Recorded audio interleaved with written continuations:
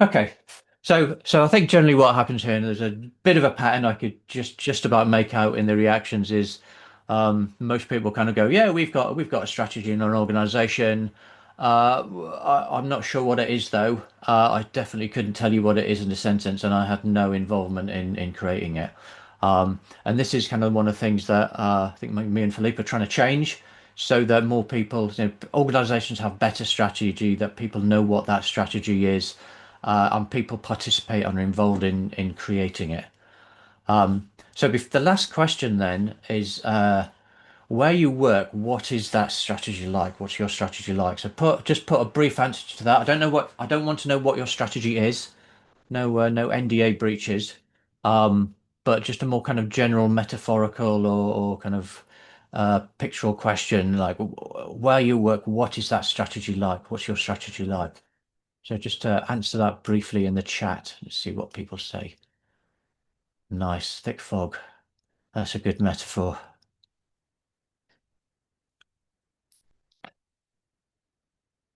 10% plus, so that's kind of improving by 10%.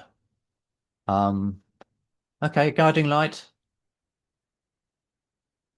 Any other answers? Cascaded but disconnected. Yeah, so what I usually get here is answers around, well, one, it's things like it's a thick flog, we don't understand it, or it's just a plan, it's a project, it's a budget. Um, yeah, hidden. It's hidden. It's a secret thing that I'm not allowed to know about. What I'm going to talk about today is some hopefully some ideas for different ways of answering that question. And it's these 10 qualities, so 10 continuous strategy qualities. Um, just a bit of background and maybe a bit of background on me. So my background is in lean and agile consulting. So usually I'm working in the context of a lean and agile transformation as a coach or a consultant. Um, I first got into agile probably 26 years ago now, so right in the early days. And one of the patterns I've seen over time of more successful, less successful transformations is where that transformation has some sort of alignment to strategy. And most transformations, particularly a lot of lean and agile transformations, certainly agile transformations, there's no alignment to strategy. It's just a kind of a tactical rollout of a new set of processes and practices. And what I want to do, kind of what my I guess my passion at the moment is try and change those transformations so that lean and agile is used more of a as part of a strategy deployment initiative, and it becomes more as continuous strategy. So agile certainly isn't a tactic. Agile, may be part of the strategy or maybe kind of linked to the strategy, but actually it's making the strategy agile. How can we make it so we have fast feedback loops? The strategy is focusing on outcomes, and we're constantly learning from that strategy. So as part of working within the Lean and Agile community, I kind of got asked to work with the Scrum community specifically. So Scrum being one of the probably the primary Agile method at the moment. Um, they have the Scrum Guide, and there's some guys working on producing what they call the Scrum Guide expansion pack. And that's really is what other stuff do we want people to know that's not in the Scrum Guide, which we think is going to be useful for Scrum practitioners. So I wrote one for strategy and for continuous strategy. And out of that came these qualities. And one way of looking at these qualities is as questions to ask about your strategy. So it kind of came out of the Scrum Guide expansion pack, but actually it's got nothing to do with Scrum, nothing specific to Scrum. For me, it's useful for any organization, any domain, any transformation, just as how do we approach strategy and treat it as a continuous process and not a kind of an annual budgeting planning process. So there's ten questions.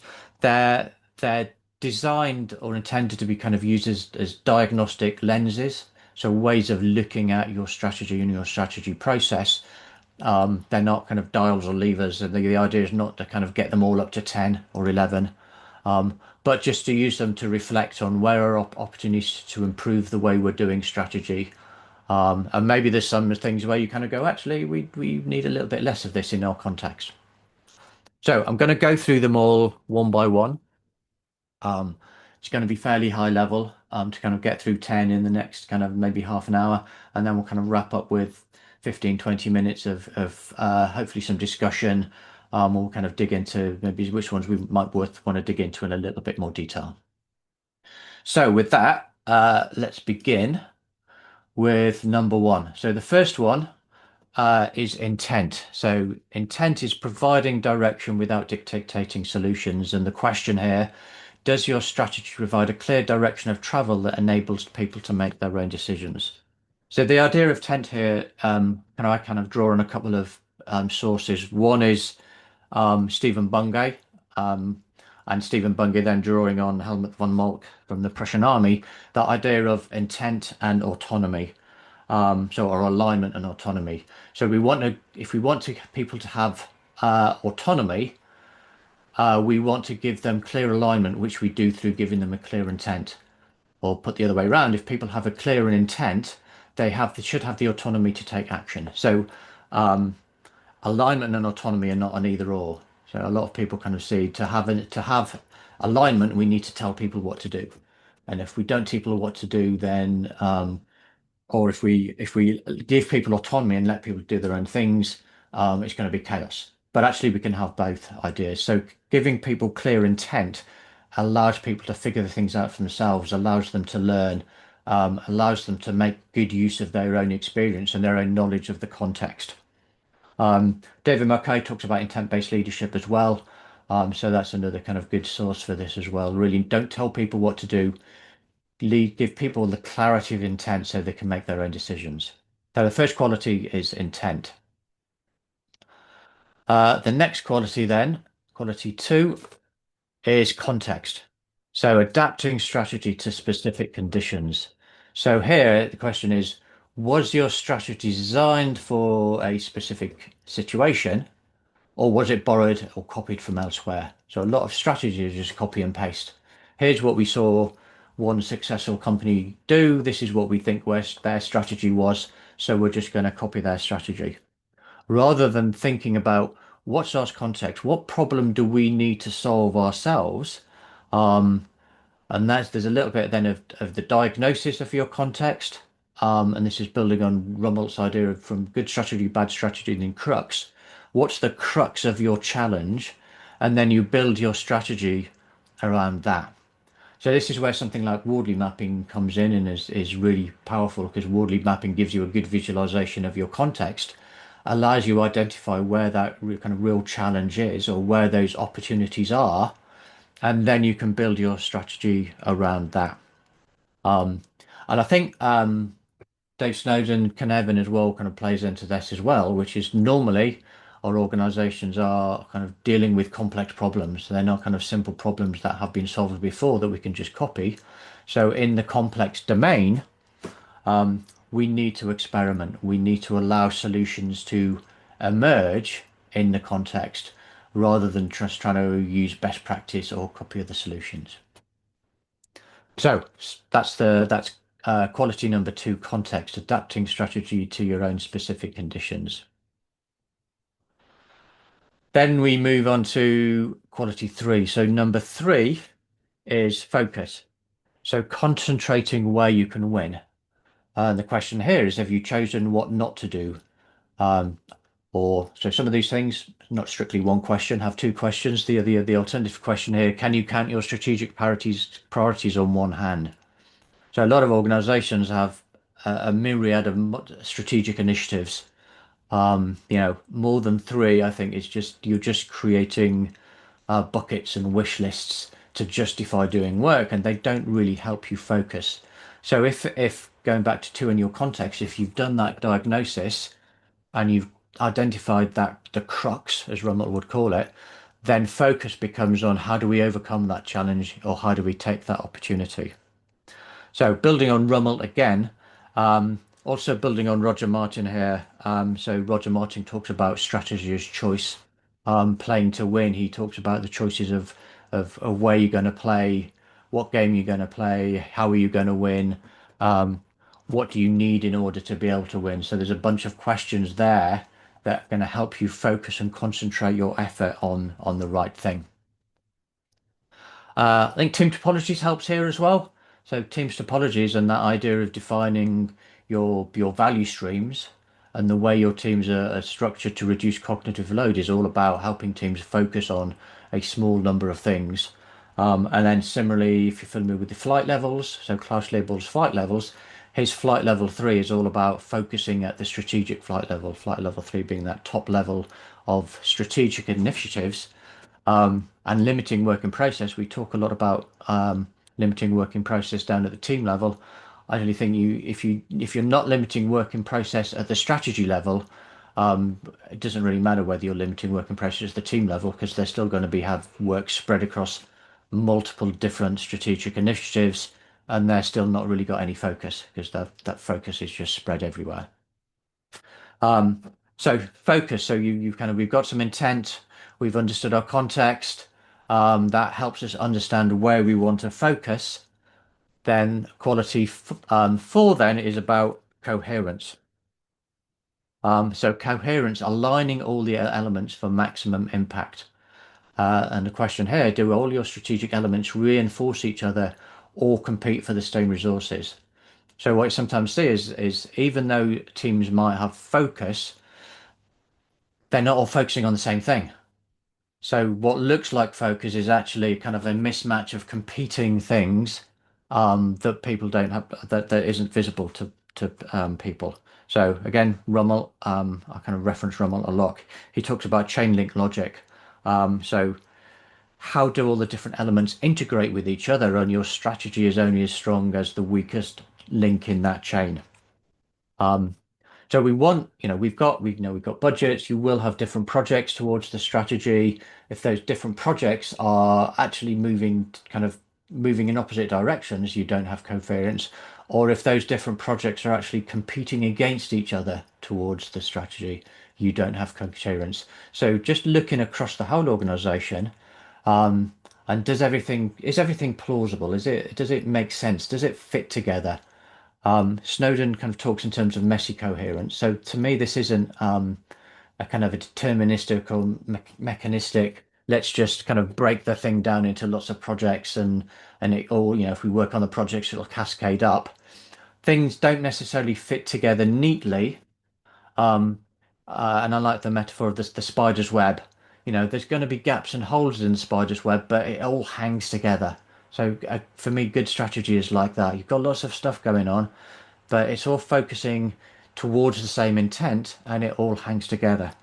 And this is why I love the X matrix, because the X matrix helps visualize this. So the X matrix, my flavor of the X matrix, has true north, the aspirations, which are the things we're striving for, the goals we're trying to achieve. What's success going to look like? What our strategies are. So what we're going to focus on as guiding policies. What helps us decide what to do. The actual tactical work that we're doing, and then the things that we're measuring, which are going to indicate progress. So those four things should be coherent with each other. If we're kind of measuring things which the tactics aren't going to influence, it's not going to work. If the tactics aren't helping us towards strategy, that's going to work. So for me, the big aha for the X matrix with the X matrix was, I can now visualize and have conversations about how coherent our strategy is, and actually, does everybody understand it in the same way? There's also Mike Burrows' work here. So Philip mentioned Mike earlier, agenda shift, and specifically what Mike calls wholehearted. So he describes an organization as being wholehearted if there are no inner conflicts and no inner contradictions. That's another way of saying, is the organization and all of the work and the people, is everything that's going on coherent within the organization? So coherent is number four. Um, then, I think I've just skipped over. Number five is quantification.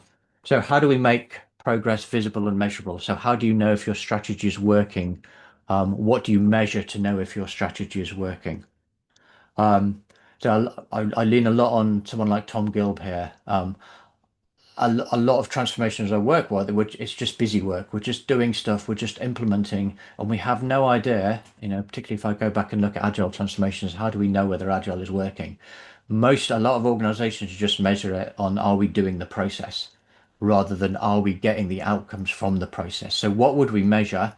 And it's, things like flow metrics, say, in an agile transformation, but also how are we going to measure value? How are we going to measure how happy our people are, to make sure that we're not just burning people out? How do we know whether our customers are happy? Or whatever it is that's going to be specific to the problem you're trying to solve.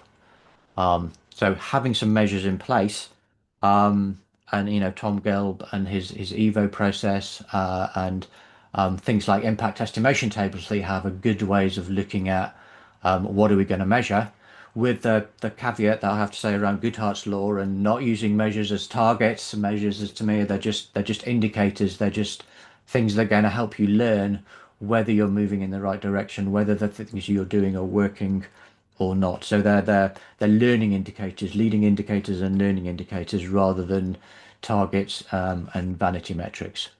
Um, but a lot of people struggle with this. But there's Doug Hubbart's How to Measure Anything as well, which is a really good source of kind of digging into, given this problem, given this context, given our strategy, what things might we want to measure. There's also Larry Mascheroni has a framework called Old ODIM, which I use a lot. ODIM stands for Outcomes, Decisions, Insights, Measures. So you start with your outcomes, and if you start with strategic outcomes, those are good outcomes to start with. Then so outcomes leads to decisions. So outcomes, then you say decisions. What decisions do we want to make, need to make in order to achieve our outcomes? And then to make those decisions, we need insights. What do we need to learn to help us make the right decisions? And then those insights, where do we get those insights from? That's where we get our measures from. So that ODIM framework is a really nice way of tying your strategic outcomes and working through to measures and how do you quantify your strategy. And then you can get into tactics and like, what do we need to do, which is going to generate the evidence of whether we're achieving our strategic outcomes. So that's quantification. Number six is decisions. So decisions enabling choices about what to do and what not to do. Does your strategy help people say no to attractive but off strategy opportunities? So this ties a little bit back to intent. If you've got clear intent, and the whole intent of intent is to allow people to make decisions rather than just telling people what to do, giving people plans, allowing people closest to the context, closest to the problem, to figure out how do we solve this problem ourselves, because they're the people that have the skills, because presumably that's why you employed them. They have the experience, but also they have the real knowledge of what's going on at the coal face. So this is partly about developing people, um, and it's about looking at the decisions that people are making. Mintzberg, who's one of the strategy gurus, describes strategy as a pattern in a stream of decisions. He actually kind of changed that to be pattern in a stream of actions because uh, he kind of wanted to make clear that you should act on the decision. But really, it's those decisions. Like if you look at what people are doing and what decisions that people are making, if those decisions are coherent with the strategy, you should be able to figure out what the strategy is, because those decisions are all moving towards that single focused strategic intent. Um, so there's a little bit here. So if I kind of go back to intent and Bungay, one of the things kind of Bungay talked about with intent is closing what he called the knowledge gap. So the difference between what you know and what you need to know. If you give people intent, you don't need to know everything. Um, Helping and allowing people to make decisions is closing what he called the alignment and the effects back gap. So the alignment gap is kind of the gap between what people should be doing and what they actually do. So if you allow people to make their own decisions, they're more likely to do the right thing. And then the effects gap is the gap between what you want to happen and what actually happens. And you want people to have the freedom to respond to what's actually happening, make new decisions, inspect and adapt and adjust, and basically be able to steer back towards your strategic intent. So decisions allows people to one, decide what to do, but then also decide what to do with the learning that they get from that. So that kind of leads nicely into number seven, which is learning. So how does your strategy help you learn? So learning is building capability through systemic improvement. So do you treat your strategy as a hypothesis to test or a plan to execute? A lot of strategies are just plans. Here's a plan, go off and do this. If you implement the plan, we'll meet our strategy. If we don't meet our strategy, it's because you didn't implement the plan correctly. Rather than treating strategy as a hypothesis, here's what we think. This kind of goes back to Snowden and Cynefin and the complex domain. Here's a hypothesis. How do we want to test that hypothesis? What can we measure? What quantification can we use to give us feedback on the decisions we're making to generate learning about should we do more of this? Is this moving us in the right direction? Or actually, is this not working the way we thought we did? There's some unintended consequence we hadn't thought of, and we should be trying something else. Um, so those tactics that you do then actually become experiments. Um, Ideally, safe to fail, small safe to fail experiments is what Snowden would call them, so that assuming that they might not give you the results you want, how do you pick up on that quickly, learn from that, and adjust accordingly? So you're constantly adapting to reality and to that learning, rather than just assuming you knew you knew the right thing to do upfront and first time. So that's learning then, which leads into emergence. So emergence is that adapting strategy through learning. So as we learn, does your strategy adapt based on what you discover, or do you stay locked into the original plan? Um, so learning and emergence kind of go hand in hand a little bit. You can't have one without the other, really. But if you assume that you know what the plan is and your plan is right, one, you're not going to learn because you don't think there's anything to learn, and therefore you're not going to get any emergence. But if you're measuring, you're learning now. How does that emergence happen as you discover what the right solution is, what's not going to work, what your competitors are doing, constantly getting new information, and sometimes that's updating the strategy to kind of go, oh, actually our strategy isn't the right strategy based on what we've learned. Sometimes it's saying, ah, actually how we implement the strategy needs to change. So constantly revisiting the whole, making sure the whole is still coherent. So I kind of like to put in place strategic cadences where that emergence can happen. So on at least a quarterly basis, maybe even a monthly basis, just looking at what have we learned? Do we need to update the strategy? Do we need to change anything to steer us towards our intent because we're actually kind of moving away from it? Um, Rather than, so this is the idea of realized strategy versus emergent strategy. Just kind of going back to Mintzberg again. So, and Mintzberg will say a lot of good strategies emerge in the absence of intention, actually. So just looking at what's happening. So this is where just looking at probes, looking at things like Wardley mapping, sense making, just to get an understanding of what's actually happening now, amplifying the good stuff, dampening down the bad stuff, and through that emergence will happen. So next we have participation. So mobilizing collective intelligence for strategic success. So who shaped the strategy? Like, and how many of those people do the actual work? So often strategy is just a top-down. The people at the top of the organization think that they have all the information, that they know best because they're the most experienced and senior people. Therefore, they define the strategy and just push it down the organization rather than taking that more open, participative, sense-making approach to strategy, where actually let's look at what's going on. Let's act in the present and understand what our adjacent possibilities are.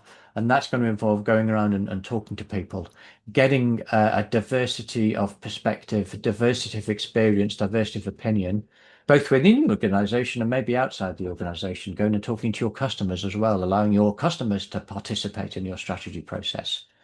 Um, when I worked for Raleigh, which is again probably about 10 or so years ago, um, we used to have these quarterly strategy steering meetings and invite customers into our quarterly strategy process. And a lot of people kind of still find that quite shocking that we would kind of allow people, our customers, in to see our dirty laundry sometimes. We didn't show them all the dirty laundry. There were bits that they weren't allowed in, but we got some great feedback from them about how our strategy was working, what different ideas they had, so they could input into it as well. So the benefit of that is by everybody participating in the strategy process, now everybody really understands what the intent is. They understand and are able to make decisions. Everything is suddenly more coherent. They know why we're measuring things rather than kind of distrusting measures of something that they're going to be beaten with later. So participation, I think, is a core thing, and actually is just almost like one of the things that's most missing. And then finally, then that leads into the idea of durability. So building a strategy that survives leadership changes. So again, the other thing I say is somebody will come in, create a strategic initiative, everything's fine, and then that leader leaves. And suddenly it turns out it was their initiative. They owned it. Nobody else really understood why they were doing it or was really bought into it or understood how to do it, and the whole thing dies. So if we want it to be a real strategy rather than just one person's pet project, we need to make sure that it survives. So if your most strategic leaders left tomorrow, would that strategy survive? So this is really why we want people to participate, because participation leads to durability. So it's putting the creating the system for durability.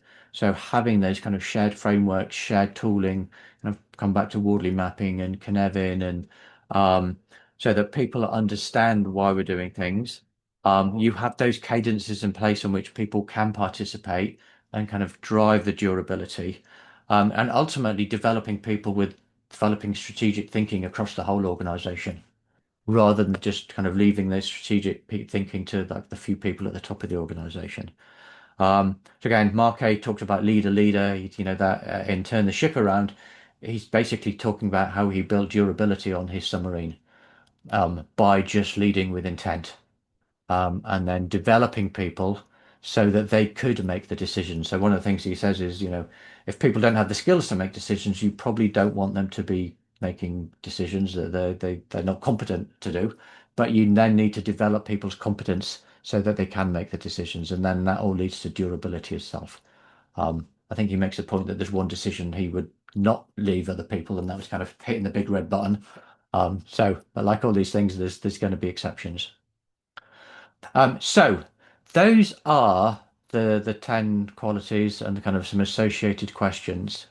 Um, for the next 20 minutes, so I'm going to run a few polls, and this is kind of partly just to try and kind of get some feedback and generate a little bit of discussion. So let me open up the first poll. So the first poll is that opened now? Have I no relaunch? Here we go. Relaunch. So, of those 10 qualities, and hopefully you can see the qualities in the background slide, move the poll window around so you can remind yourselves what they are. Which one of those qualities do you think is strong where you work? Which of those things is the strongest way you work? Let's see if there's any consensus on this.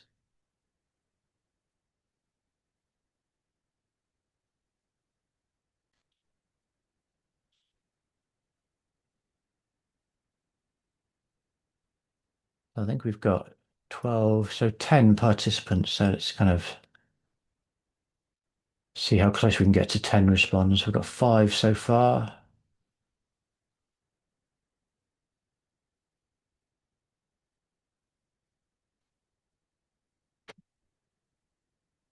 All right, last chance for anybody that wants to respond.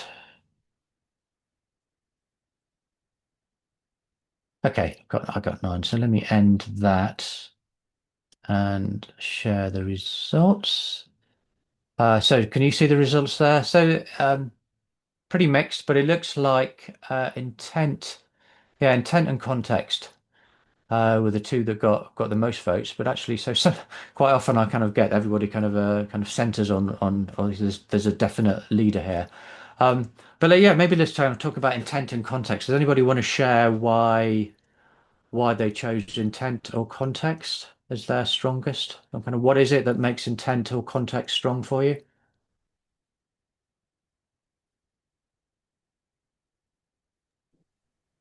Can I just jump in? Yeah, sorry, yeah, just jump in. Go for it. Well, I suppose Thanks, Rosie.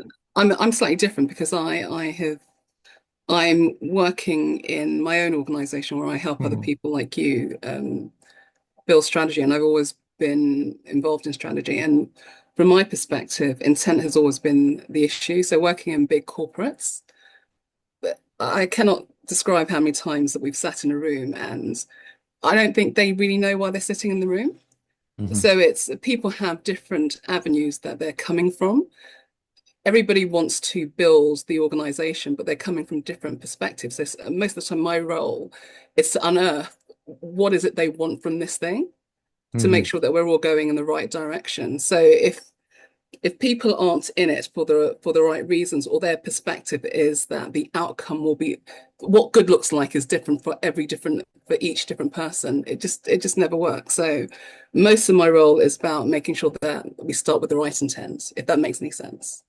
Yeah, yeah, yeah, yeah, fully. And I guess the thing I see a lot sometimes, or see sometimes, is people have their own ideas of what they think needs to be done, Mm.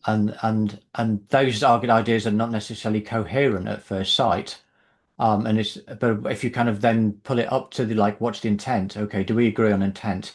Now, now, how does that help us understand our two different inter projects? And maybe they're not quite as conflicting as we thought they were because now we understand how they're trying to meet that intent.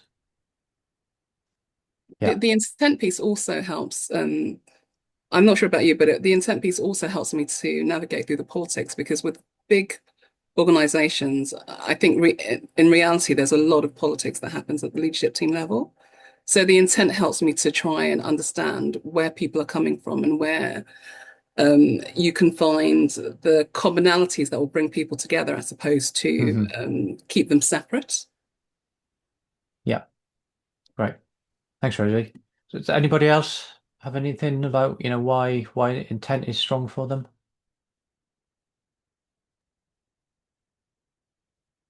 Or maybe context?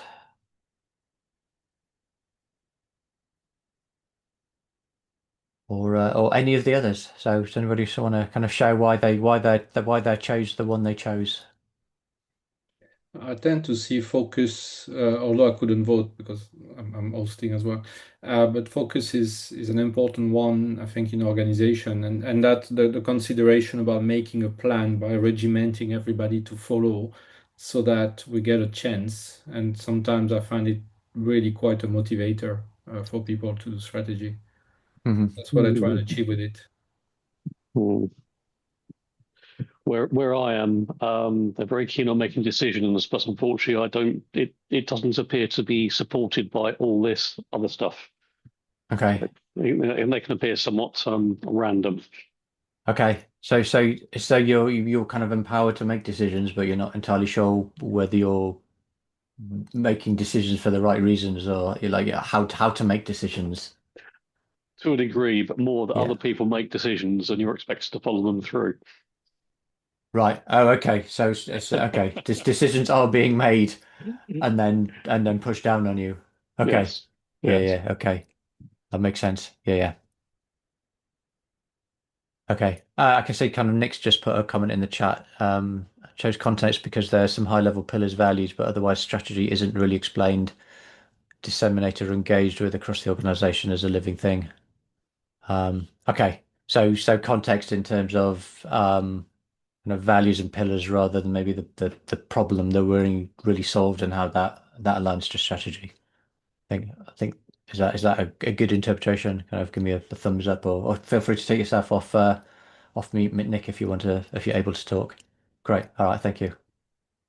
Okay. So I'll stop sharing that one. So the idea of that was to understand where qualities are strong at the moment.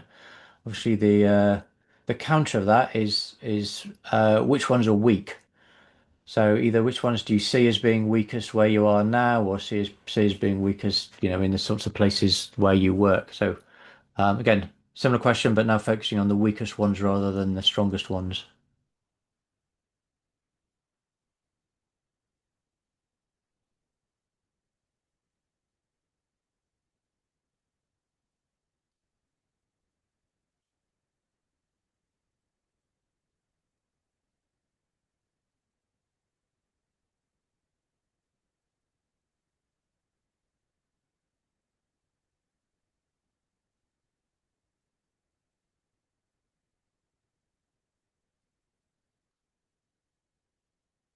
Okay, I think that's most people. So let me end that and share that. So we had coherence, learning, and participation, but again, a pretty broad mix. So oh yeah, let's kind of just open it up generally. Does anybody want to share why they chose a specific quality as being weak where they are, and kind of a little bit more about, if you can, like why you think that's weak? Yeah, I chose coherence as a weak quality because I'm looking at this and listening and participating from the perspective of a one-person company that I own, and I'm the only employee. And when I was listening to you, Karl, it looks like my strategy is rather underdeveloped in certain aspects that you mentioned. Maybe I don't need all of them, but it's definitely, I think, the weakest quality of those that you Hmm. mentioned. Hmm. So coherent in terms of like, are all the different things that you're doing coherent towards a single strategy? Yeah, exactly. Yeah, yeah, it's very easy to kind of get into the busy work or the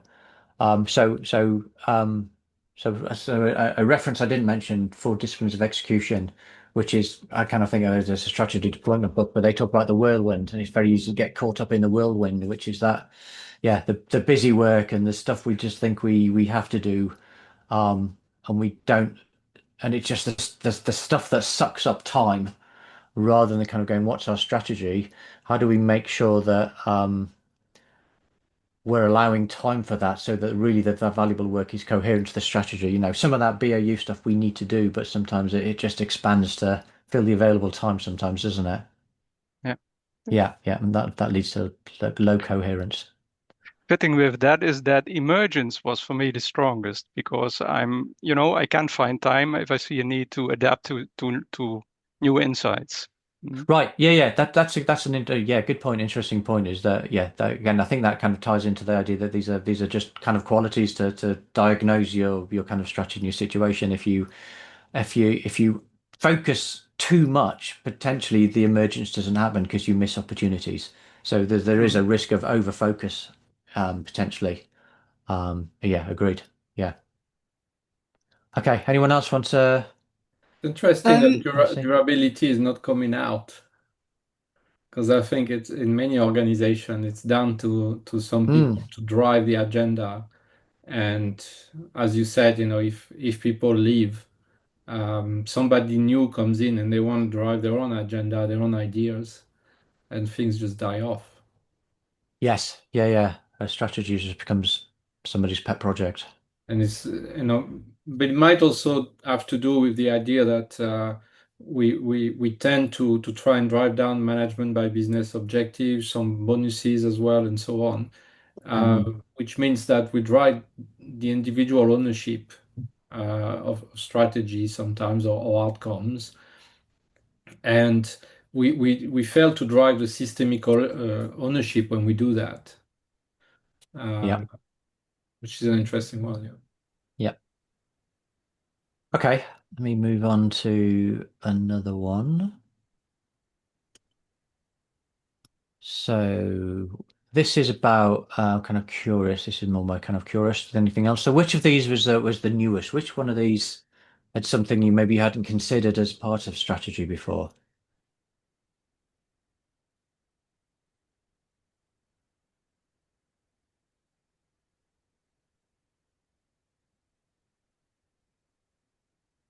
Maybe the one you're kind of curious or intrigued about.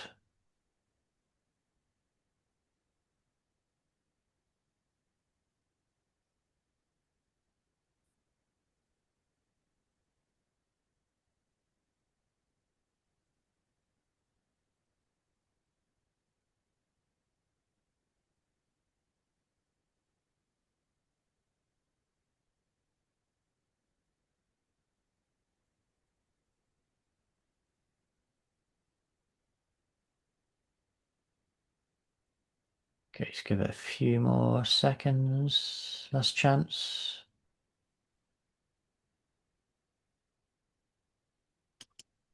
Okay. Yeah, so this is where durability came out. So yeah, and I think this was probably when we kind of came up with these qualities. So I worked with a few people just in kind of getting peer reviewing and kind of getting some feedback on this. And durability was the most surprising thing that came out of this. We kind of what we did, we had a Miro board and we just added a bunch of stickies onto the Miro board of everything we just thought people should know, and then started theming them. And this kind of theme of durability around leadership kind of came out. But yeah, I think it's certainly something people don't think about as to how do we maintain a strategy long term rather than it just being. And I think it kind of really ties to this idea of strategy being a just an annual planning process that it just needs to last a year rather than a systemic process and something that's kind of part of the organization, really part of the organization's success long term. Anybody else want to say anything about either durability or any of those others? Why they thought it was kind of particularly new or interesting? Or quantification got a couple of votes. I'm really interested in quantification because, and that's something I'm exploring right now around what data do you really have when something is emergent? And the data is often lagging, and that data is also probably a combination of factors. You influence it, you may see some trends emerging, but sometimes the time frame you have for your experiment will not necessarily be reflected in the data. And Yeah. it feels that there is this aspect that when you are on something truly emergent, the data doesn't really exist, and the tendency is to create fake data like maturity framework and things like that to give ourselves the comfort that we're making progress. But Completely agree. those frameworks are not actually, they are arbitrary. And what we're missing is actually the people at the front line have a great sense of, is the indicator that this is making things better? And harvesting the opinion of people is actually potentially the best data we got.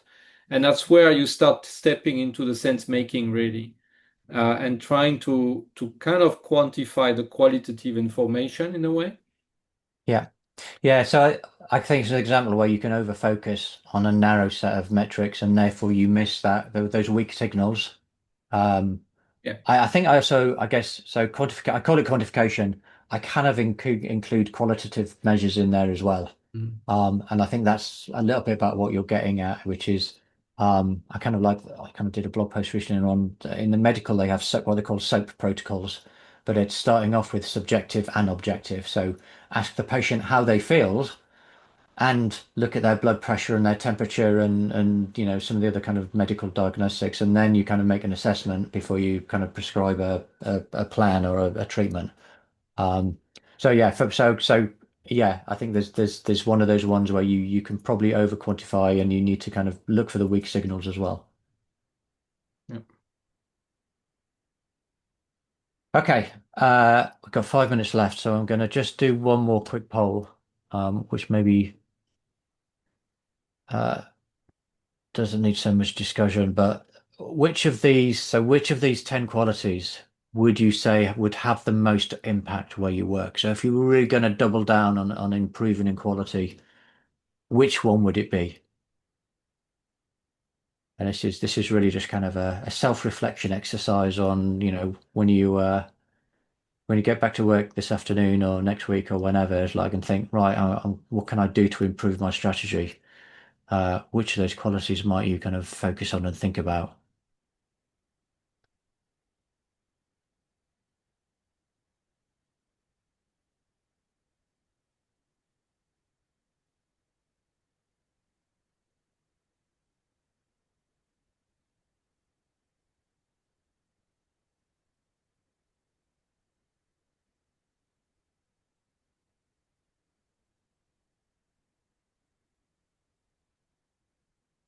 All right. So just to share the results with you. Couple of A's for context. Sorry, one context focus, and then coherence and participation, and then one for learning as well. So that's kind of the end of the session. We've got 4 minutes left, so we might have time for any kind of few final questions. Just some these just some references, follow up. I think I saw Philippe's been sharing links in the background as well. The Scrum Guide Extraction Pack link is where the full kind of piece of writing is about these qualities, and that's going to give you a lot more about the background and the theories and the ideas and the references behind them. My blog is availability.co.uk, and I've got a kind of a page on all my posts on strategy deployment, and kind of a lot of that is kind of just my thinking and ideas that have gone into this. And then to kind of come back to Philippe's kind of lean tech, the idea is to run more sessions. Sorry, get that back again.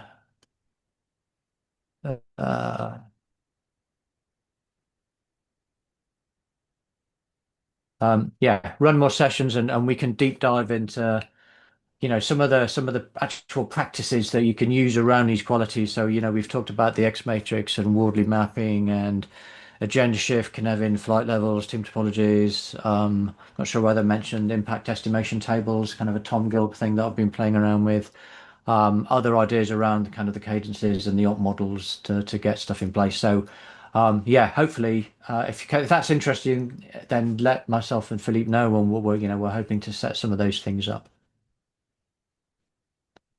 And I think that's like, if there's any time for any questions, then dive in now. I can see Nick's just put something in the chat. So you need the objective to be meaningful so that people get a sense of achievement. Yeah. So, and I think that ties back to the intent. Hopefully the intent is what makes it meaningful to people, and people understand it, and the metrics are measuring progress towards that intent. And then can you have develop a strategy for a team and work on that effectively if there isn't one for the firm? Yeah, I think you can start at this at any level. Sometimes I kind of go like, well, you can say, well, hey, wait, what's our team intent? What's our team strategy? And then you can kind of go to the next level out, or go to the next level up, or whatever you want to call it, and kind of ask, hey, here's what we're working on. Here's what we think our intent is.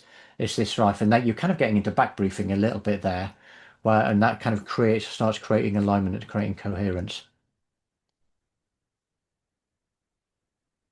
Oh, I just saw a pair. Can I say something about the arrows? So the colors. So yeah, I didn't mention. I kind of just created a little acronym when I put this together: sense, harmonize, assess, pivot, and power. So the qualities are paired, and that's what the color coding is. It's not kind of particularly meaningful. It was just a bit of fun to kind of because everyone's got to have an acronym, haven't they? And then the colors were just to try and show some of the relationships between these things. Partly because it's not a linear process. These are, but the interactions, like all systems thinking, is the interactions that generates kind of the meaning rather than things on their own. So I just wanted to try and visualize how some of these things play into each other and reinforce each other. What I'm taking away here is definitely not a linear process, but most No. organizations try to make it a linear process. Yeah. So And the numbering and the order is just for, it's kind of a bit of a narrative, but it's not a linear process. and keeping all this basically ticking at all the time is yeah, it's an exciting sort of way of seeing strategy. Yeah. All right. Thank you very Philip, much. Bang on time. Yeah, and I presume we'll share the slides with people. Yeah. Great. Thank you. Thank you all.